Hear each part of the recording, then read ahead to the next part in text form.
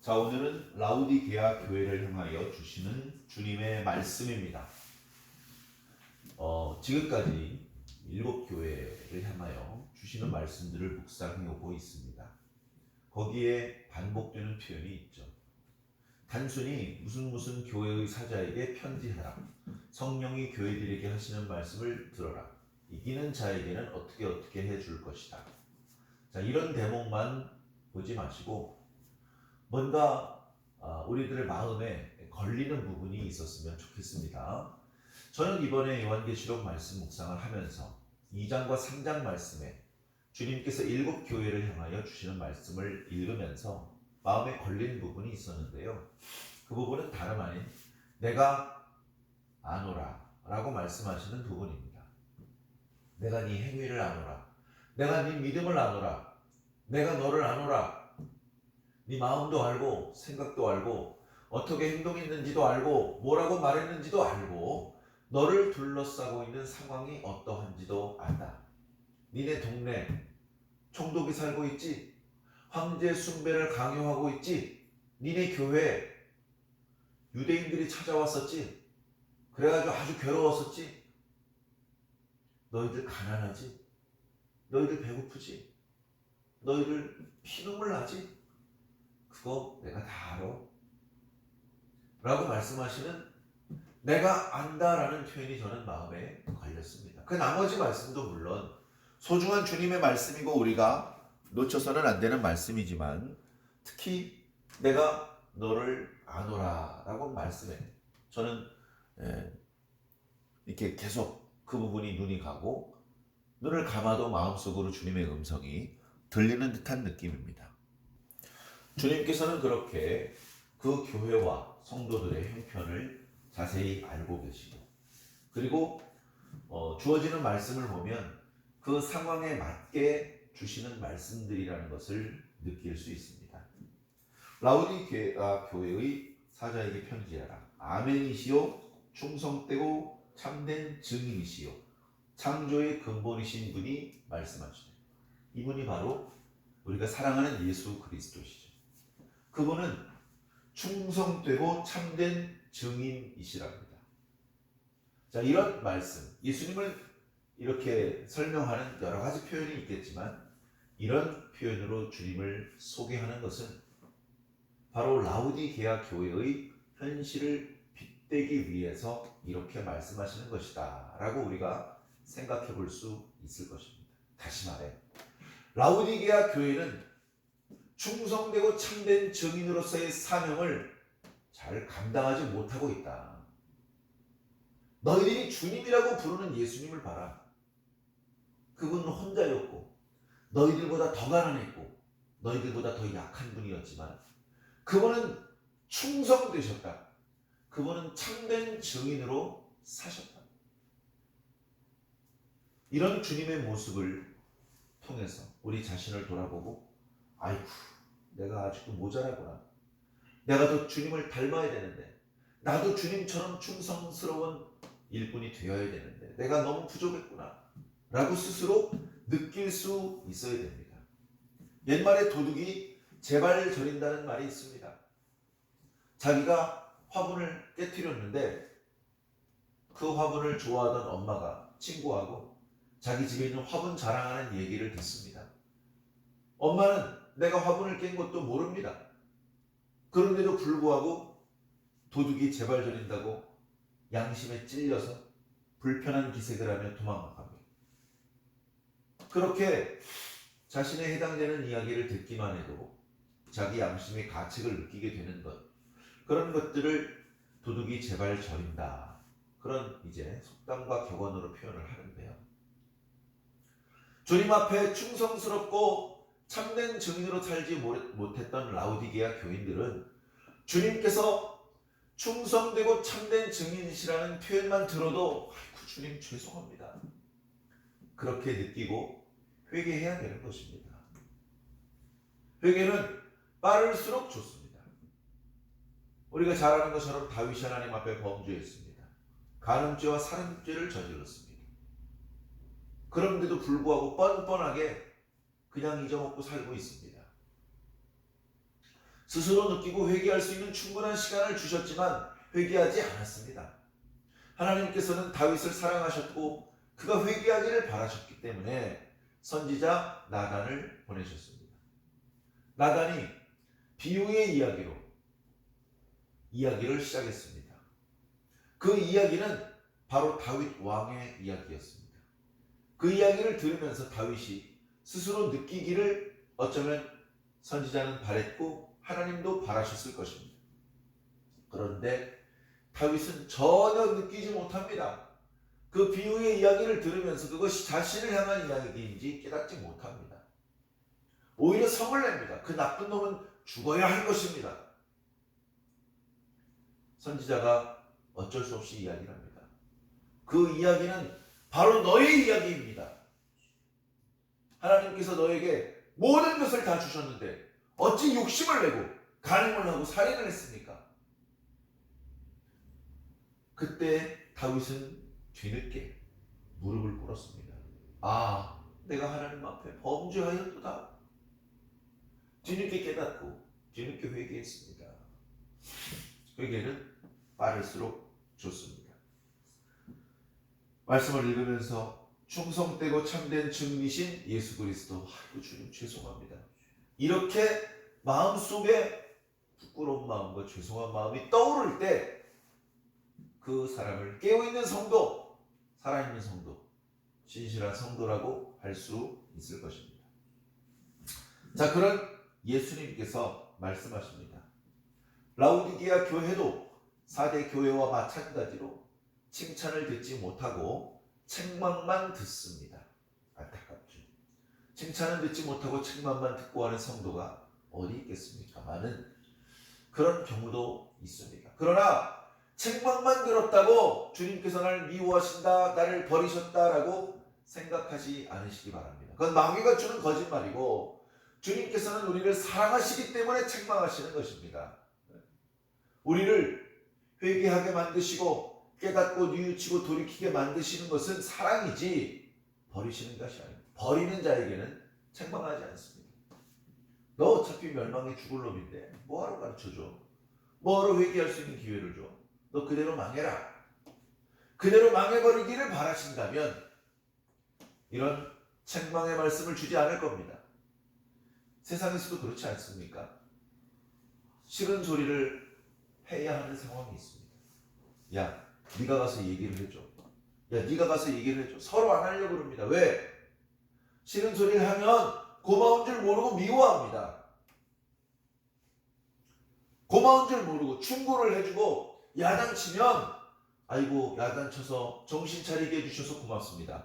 이봐 친구, 충고해줘서 고마워. 덕분에 내가 실수를 하지 않게 되었어.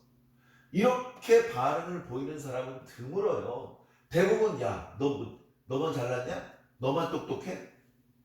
하면서 충고를 해주는 친구를 미워합니다. 그러니 자신을 미워할 게 뻔히 알면서 충고를 하는 것은 쉽지 않습니다. 정말 그 친구를 사랑하지 않으면 그 친구를 위하는 마음이 없으면 할 수 없는 것입니다. 그런데 주님께서는 우리를 사랑하셔요. 진짜 사랑하십니다. 그렇기 때문에 우리가 어리석고 주님을 원망하게 될지라도 주님은 우리에게 이런 권면의 말씀, 책망의 말씀을 주시는 겁니다. 책망의 말씀은 미워서 주는 것이 아니라 사랑하기 때문에 주시는 거라는 것을 꼭 기억해 주시기 바랍니다. 주님께서 말씀하십니다. 15절에 내가 네 행위를 아노라. 주님께서 다 알고 계신다니까요. 잘한 것도 알고 계시고 못한 것도 알고 계십니다. 내가 네 행위를 아는데 네가 차갑지도 아니하고 뜨겁지도 아니하구나. 나는 네가 뜨겁든지 또는 차갑든지 하기를 원하노라. 자, 이런 표현에 갑자기 왜 이런 말씀을 하시지? 그러나 라우디게아에 살고 있는 사람은 이 주님의 말씀이 무엇인지 정확하게 알고 있습니다. 라우디게아 지방은 많은 사람들이 사는 것에 비해서 물이 부족합니다. 그래 로마 시대에 로마에서는 물이 풍족한 지역에서 물이 부족한 지역으로 물을 보내줍니다. 요즘은 지하에 상수도 관을 묻어서 물을 보내주는데 과거에 이제 그럴 수가 없었으니까 수로를 만들어서 그 수로를 타고 물이 흐르게 만듭니다. 오늘날까지 그 수로가 사용되는 것은 아니지만 곳곳에 로마 사람들이 만들어 놓았던 수로가 유적이 되어서 남겨져 있습니다. 그 수로를 타고 물이 오는데 하나는 동쪽에 골로새 지방에서 차가운 물이, 차고 맑은 물이 공급이 됩니다. 또 하나는 북동쪽에 히에라폴리스에서 뜨거운 온천수가 라우디기아로 공급이 됩니다. 그러니 오히려 물이 부족한 도시였는데 물이 풍족하게 공급이 되는 것이죠. 근데 문제는 뭐냐? 이 도시에서 저 도시로 수로를 따라서 물이 이동하는 과정에서 골로새 지방에서는 차고 시원한 물이 출발을 했는데 오는 과정에서 물이 다 미지근해져 버렸어요. 라우디기아에 도착했을 때는 미적지근한 물이 도착을 합니다. 히에라폴리스에서 보낸 온천수도 마찬가지입니다. 처음에 보냈을 때는 40도, 50도 김이 모락모락 올라오는 온천수가 출발을 했습니다. 그런데 먼 수로를 10km가 넘는 거리를 물이 흘러오면서 라우디기아에 도착했을 때는 미적지근한 물이 됩니다. 이거 뭐 땅속 깊은 지하수 시원한 물이든 온천수의 물이든 라우디기아에 도착했을 때는 이게 어느 게 온천수였고 어느 게 지하수였는지 구별이 되지 않을 정도로 미적지근한 물이 된 것이죠. 그래서 그 미적지근한 물은 더 이상 사람을 상쾌하게 만들지 못하고 구토를 일으키는 그런 물이 되기도 했다고 합니다. 바로 그런 라우디기아의 상황을 빗대어서 너희들의 신앙이 그와 같다라고 말씀하시는 것이죠. 참 안타까운 말씀입니다. 자, 라우디기아 지역은 그 도시 자체가 부유한 도시입니다. 우리 이 주변을 보아도 그 나라 자체가 부유한 나라가 있어요. 싱가포르 또는 뭐 스위스 이런 나라 가면 국민들이 다 넉넉한 사람들입니다. 가난한 사람들이 거의 없어요. 그런 나라도 있는데 가난한 사람도 있고 부자도 있는 나라도 있고 아니면 국민들 대부분이 가난한 나라에 그런 나라도 있습니다. 자, 우리나라 안에서 볼까요? 우리나라 안에서도 어떤 도시는요, 도시 전체가 부유한 도시가 있어요. 도시 전체가 가난한 도시도 있고, 강원도에 폐광이 있는 태백시 같은 데 가보십시오. 한때는 사람들 많이 살았습니다. 지금요, 그 동네 편의점도 장사가 한두 문을 닫고 있습니다. 그런 가난한 도시도 있고 먹고 살 방도가 없는 도시도 있고, 그런가 하면 뭐 예를 들어서 울산 같은 도시에 가보면 우리나라 택시기사 중에 울산에 있는 택시기사가 돈을 가장 많이 번답니다. 왜냐하면 돈이 많으니까 차 운전하는 것도 귀찮아요. 택시 타고 다닌답니다. 그러면 돈만 내면은 다 운전해 주니까 그렇게 많은 도시 사람들이 택시를 좋아하고 택시 타는 걸 즐기는 도시. 우리는 택시 타면 좋은 걸 몰라서 버스 탑니까? 운전 안 하면 편안한 거 몰라서 운전합니까? 가진 게 없으니까 피곤하지만 내가 직접 운전을 하는 것이고, 택시 타면 좋지만 돈을 아껴야 되니까 버스를 타는 것 아닙니까? 이 라우디기아는 주변의 다른 도시들에 비해서 여러 가지 상공업이 발달해서 그랬는지 부자 도시입니다. 그리고 성도들 중에 보통 교회 성도들은 대부분 가난한 경우들이 많았는데 라우디게아 성도들 중에는 부유한 경제적으로 윤택한 그런 성도들이 많이 있었던 모양입니다. 자, 그러나 그런 그들의 경제적인 부유함이 우리는 영적으로도 부유해. 우리 이웃 교회 성도들보다 우리가 헌금도 더 많이 하잖아. 우리 교회 회당이 예배당이 더 크잖아. 우리 교회 다니는 사람이 더 화려하게 잘 입고 우리 교회 방문해 주시는 사도들에게 우리가 더 융숭하게 대접을 해드리잖아.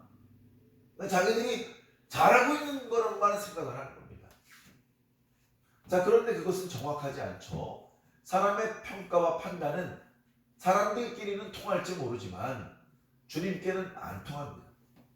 그리고 오늘 말씀에 보니 주님의 평가는 달라요. 17절에 네가 말한 일을 나는 부자라 부유하여 부족한 것이 없다라고 하지만 너희들의 자체 평가로는 스스로 부유하다라고 평가를 내렸지만 내가 보니까 다르구나. 내가 보니까 네 곤고한 것, 가련한 것, 가난한 것, 눈먼 것, 벌거벗은 것이 보인다. 그런데 너희들이 그것을 알지 못하는구나. 눈이 멀었으니까 모르는 것이죠. 자, 그들이 실제로 시각 장애인들이냐? 그렇지 않습니다. 영적인 안목은 장님이나 마찬가지다. 너희들의 영적인 상태는 가난해서 가련하고 곤고할 뿐이다. 그렇게 말씀하시는 것입니다. 안타깝지만 주님께서는 그들을 그렇게 진단하고 계심을 말씀해주고 있습니다. 자, 주님께서 그들을 책망하고 끝내실 것 같으면 얘기도 끝내지 않으셨을 겁니다. 너희들 그러다 다 멸망해라. 나는 너희를 이미 버렸어. 그런 마음이시였다면 굳이 이런 책망의 말씀, 이어지는 권고의 말씀을 하지 않으셨을 것입니다. 그러나 주님은 라우디게아 교회를 칭찬하지 않으시고 책망하셨지만 절대 버린 것이 아닙니다. 여전히 라우디게아 교회와 성도들을 사랑하고 계십니다. 여전히 그쪽을 주목하여 보고 계시며 그들이 좀 더 잘 신앙을 하며 천국 백성이 되기 위해서 주님께서는 돕고 계신 것이죠. 너무나 감사한 주님이십니다. 18절에 주님의 권면이 있습니다. 잘 듣고 날개 주시는 권면으로 받으시기 바랍니다. 내가 너를 권하노니 나에게서 불로 연단한 금을 사서 부유하게 해라. 지금은 너희들이 가난한 상태다. 불로 연단한 금을 사야 된다. 주님께 살 수 있다. 이 금은 믿음의 재산입니다. 영적인 자산을 말합니다. 그런데 이 영적인 자산은 그냥 얻을 수 없습니다. 불로 연단하는 과정이 필요합니다. 다시 말해 고난의 과정이 필요합니다. 라우디게아 교회 성도들은 고난당하는 것을 원하지 않았습니다. 그래서 현실 타협적이었습니다. 그러다 보니 경제적으로 불이익을 당할 필요가 없어서 부유했습니다. 그러나 이제 조금 가난해지더라도 고난의 불을 피하지 말아야 됩니다. 그 고난을 통해서 그들의 믿음은 온전히 연단받아야 되고 주님께 인정할 수 있는, 주님께서 인정하실 수 있는 그런 믿음을 소유해야 됩니다. 실질적인 영적인 부자들이 되어야 하는 것이죠. 그리고 흰옷을 사서 입어라. 이쪽 지역은요, 흰옷이 잘 없습니다. 양털, 염소털 중에서도 검은색 그 양털과 염소털을 세척을 하고 그것으로 실을 뽑고 옷감을 만드는 산업으로 큰 돈을 벌었던 지역입니다. 흰옷을 사라. 흰옷은 깨끗함을 말하죠. 거룩함을 말하는 것입니다. 너희들이 그리스도인이라고 하지만 그리스도인다운 경건한 모습이 별로 보이지 않는다. 그러니 흰옷을 사서 입어라. 너희들의 더러워진 마음을 말씀으로 빨아라. 깨끗하게 해라. 그래서 너희들의 부끄러운 수치가 드러나지 않도록 좀 가리고 다녀라. 그리고 안약을 사서 눈에 발라라. 이 라우디게아 지역은 안약을 생산하는 몇 안 되는 도시였다고 합니다. 그러니 주님 말씀이 그 성도들과 그들의 상황을 정확히 아시기 때문에 이런 말씀을 주시는 것이죠. 자, 그래서 안약을 사서 눈에 발라서 보게 하라. 너희들은 지금 시각 장애인이나 마찬가지다. 보는 것은 너무나 중요합니다. 보아야 보완할 수 있습니다. 자, 그러면서 19절, 내가 너희를 책망하며 징계하는데 이건 내가 너희를 사랑하기 때문이다. 그러므로 열심을 좀 내라. 그러므로 회개해라. 회개해라. 너희 잘못을 인정하고 생각을 바꾸어라. 행동을 바꾸어라. 너희들 지금 미지근해. 좀 열정적으로 주님을 섬겨라. 그렇게 주님께서 책망하시며 권고해 주십니다. 볼지어라 내가 문 밖에서 눈을 두드리노니 너희들이 내 음성을 듣고 문을 열면 내가 너희 안으로 들어갈 것이다. 그러면 너희는 나와 함께 먹고 나는 너희와 함께 먹게 될 것이다. 바로 이 말씀 때문에 그 유명한 주님께서 등불을 들고 문 밖에서 문을 두드리시는 그림들이 그려지게 된 것입니다. 그 그림들을 자세히 보면 문고리가 없습니다. 주님께서는 우리들의 마음의 문을 깨 부수고 들어오고 싶어 하지는 않습니다. 그냥 문을 두드리실 뿐입니다. 나에게 찾아오신 것, 내 집의 문을 두드려 주신 것이 얼마나 감사합니까? 문만 열면 상상할 수 없는 축복과 구원을 경험할 수 있게 됩니다. 문제는 뭐죠? 안 열어요, 문을. 문을 안 열어. 주님께서 문 밖에 세워줍니다. 며칠째 서서 계속 문을 두드리고 있는데 열어주지 않습니다. 얼마나 안타깝습니까? 그러다가 주님께서 그냥 돌아가시면 이제 기회는 지나가 버리는 것입니다. 기회가 지나가기 전에 문을 여시기 바랍니다. 저는 마음의 문을 열고 주님을 영접했습니다. 그렇게 생각하시는 성도들도 계속해서 주님을 향하여 문을 열어놓으시기 바랍니다. 언제든지 주님께서 원하실 때 들어오실 수 있도록 주님을 향해서는 항상 문이 열려 계시기를 부탁을 드립니다. 이기는 그에게는 내가 내 보좌에 함께 앉게 하여 주기를, 내가 이기고 아버지 보좌에 함께 앉은 것과 같이 하리라. 주님의 보좌에 함께 앉게 해주시겠다는데 주님께서 버린 사람들입니까? 아니죠. 책망만 쏟아내셨지만 여전히 살아나고 계신 교회입니다. 여전히 구원 주시기 원하시는 성도들입니다. 오늘 저와 여러분들은 이 두아디라 라우디게아 교회 성도들을 손가락질하며 아유 멍청이들 왜 이렇게 미지근하대? 라고 비난할 수 있는 입장이 아닙니다. 어쩌면 오늘 우리들의 모습은 이 라우디게아의 모습보다 더 미지근한 모습일 수도 있습니다. 주님께 책망을 들었던 아시아에 있는 7교회의 여러 아쉽고 안타까운 모습들보다 오늘 우리들의 모습이 더 아쉽고 안타까운 모습일 수 있습니다.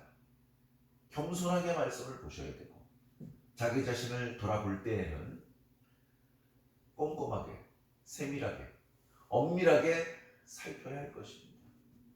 그래 여러 가지 부족한 것들이 드러난다면 주님 앞에 겸손히 엎드려 기도해야 될 것입니다. 주님, 제가 이렇게 부족합니다.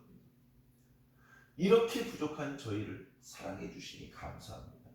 주님, 온전케 해 주시옵소서.